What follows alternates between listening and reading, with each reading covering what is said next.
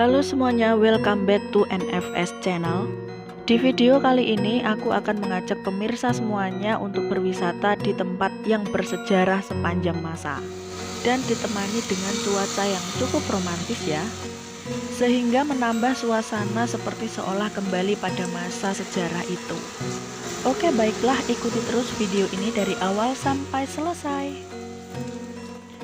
Saat ini kita sudah berada di situs cagar budaya, yaitu Kompleks Candi Muara Takus yang ada di Riau, lebih tepatnya di Kampar. Dan di tempat ini terdapat 4 bangunan stupa atau biasa disebut dengan candi. 4 bangunan candi yang saat ini kita lihat adalah candi yang didirikan pada masa kejayaan Sriwijaya.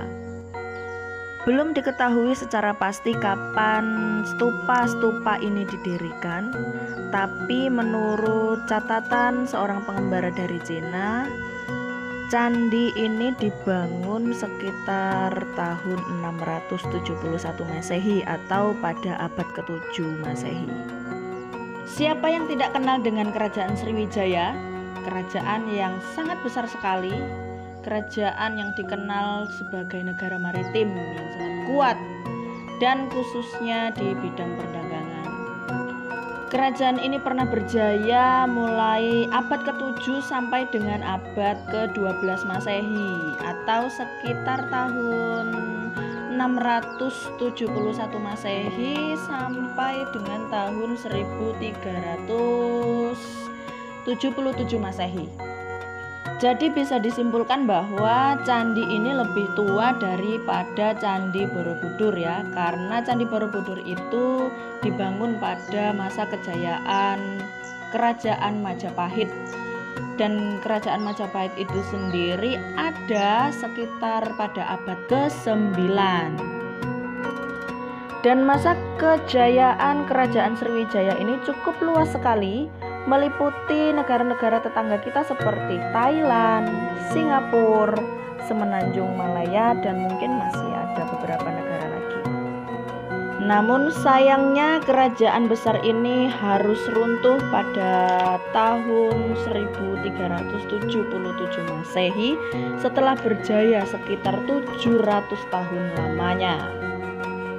Baik, kita mulai saja pada candi yang pertama, yaitu Candi Tua atau yang biasa disebut dengan masyarakat sekitar dengan sebutan Candi Tuo. Candi Tuo ini merupakan candi yang terbesar di antara 3 candi lainnya. Stupa Tuo ini memiliki lebar sekitar 32,80 meter kali 21,80 meter. Dan memiliki tinggi sekitar 8,50 meter. Karena stupa Tuo ini adalah tempat di mana prosesi pemujaan dilakukan, seharusnya di atasnya situ ada patung Buddha. Namun mungkin karena sudah lama runtuh, maka patung Buddha yang ada di atasnya juga diprediksikan runtuh atau hilang seiring berjalannya waktu.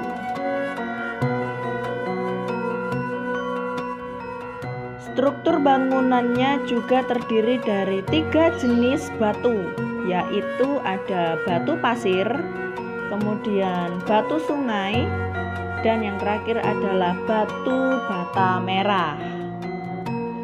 Dulunya, batu-batu ini didapat dari sebuah desa yang hanya 6 kilo saja jauhnya dari kompleks percandian ini. Jika dibandingkan dengan candi-candi yang ada di Pulau Jawa, sudah pasti candi yang ada di Pulau Sumatera ini sangat berbeda. Karena kalau candi-candi yang ada di Pulau Jawa, sebagian besar menggunakan batu bata andesit. Melihat stupa Tuo ini jadi cukup terbayang ya, ketika mereka bersama-sama menaiki tangga menuju ke atas, kemudian bersama-sama melakukan prosesi ritual pemujaan.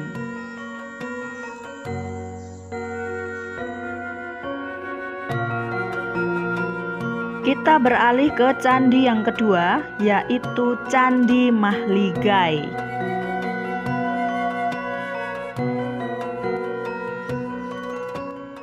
Arsitektur stupa Mahligai ini didesain sangat mirip sekali dengan Mahligai yang ada di Hindia Selatan pada masa Asoka agama Buddha pada abad keempat Masehi. Sebenarnya, tepat pada pucuk Mahligai tersebut terdapat patung singa. Namun mungkin karena bahan-bahan yang dipakai terbuat dari batu atau logam perunggu, maka sangat mudah sekali rusak. Apalagi sudah terbengkalai sejak berabad-abad lamanya. Tinggi stupa Mahligai ini ada sekitar 14 meter. Dan stupa ini pernah mengalami pembugaran pada tahun 1978 sampai dengan tahun 1983. Kita menuju Candi Palangka. Lagi-lagi sayang sekali kita pada masa ini sudah tidak dapat lagi melihat Buddha di atasnya, karena bahan-bahan yang digunakan untuk membuat stupa Buddhanya itu tidak cukup tahan untuk kurun waktu yang berabad-abad lamanya. Dan pada awal ditemukannya, candi ini sempat terbenam sekitar 1 meter. Kemudian pada tahun 1987 sampai dengan 1989, candi ini dibugar. Candi Palangka ini cukup berbeda dengan candi-candi 3 diantaranya. Kecil, simpel, mungil, dan imut sekali, tapi tidak mengubah kesan sakral dari Candi Palangka itu sendiri.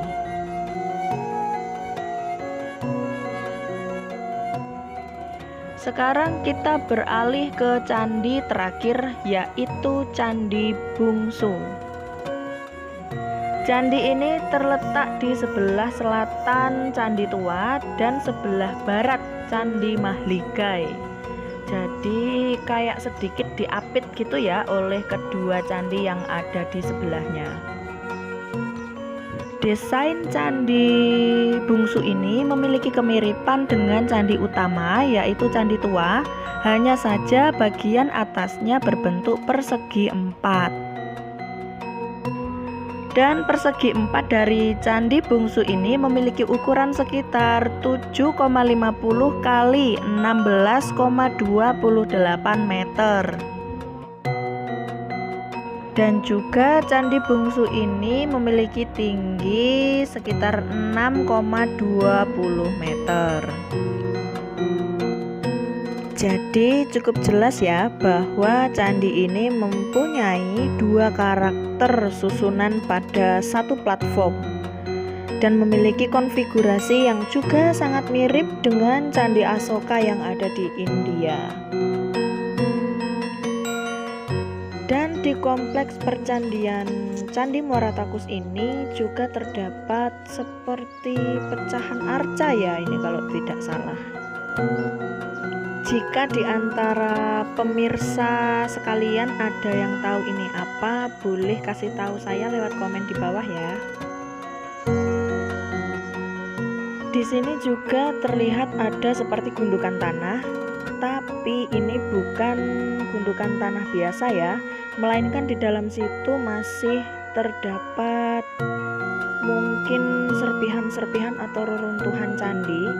Namun untuk saat ini belum dapat dibugar atau belum dapat digali. Tetapi kalau dilihat dari pinggiran-pinggiran itu terdapat ada seperti batu bata merah. Jadi kalau digali mungkin saja itu juga berbentuk seperti stupa. Jadi besar kemungkinan jika sekitar kompleks candi ini digali lebih dalam lagi, pasti masih ada banyak sekali jejak atau sisa-sisa peninggalan dari masa kerajaan Sriwijaya yang ada di Pulau Sumatera ini, khususnya di Kampar Riau. Oh iya, ada cerita istimewa yang pernah terjadi di kompleks Candi Muara Takus ini, yaitu pada tahun 1963. Setiap bulan purnama ada banyak sekali gajah berbondong-bondong datang memasuki area kompleks percandian ini. Maka dipercaya oleh masyarakat sekitar bahwa kedatangan gajah-gajah tersebut adalah untuk berziarah kepada leluhurnya. Oleh sebab itulah dibangun atau dibuat pagar mengelilingi kompleks candi tersebut agar gajah tidak lagi masuk ke area kompleks percandian karena ditakutkan akan merusak struktur dari bangunan peninggalan masa kerajaan Sriwijaya ini. Sebagai masyarakat Riau, saya pribadi sangat bangga sekali karena wilayah ini pernah menjadi bagian dari negara atau kerajaan yang besar seperti Sriwijaya, yang mana masa kejayaannya kurang lebih mencapai sekitar 700 tahun lamanya. Kerajaan Sriwijaya yang ada di Sumatera ini, pusat pemerintahannya ada di Palembang dan juga di Jambi. Jadi kompleks Candi Muara Takus ini bukanlah satu-satunya yang ada di Pulau Sumatera. Oke, terima kasih kepada pemirsa yang sudah mengikuti video ini dari awal sampai selesai. Seperti kata Bung Karno, jangan lupakan sejarah, karena sejarah adalah identitas negara kita yang sebenarnya. Jika pemirsa berwisata di tempat-tempat bersejarah, milikilah jiwa yang edukatif. Karena jejak sejarah ini menjadi bukti bahwa di Nusantara ini pernah terbentang negara atau kerajaan yang sangat luas dan hebat sekali. Sekali lagi, jangan melupakan sejarah supaya tidak lupa akan jati diri kita. Terima kasih, saya Friska pamit undur diri. Sampai ketemu di video selanjutnya.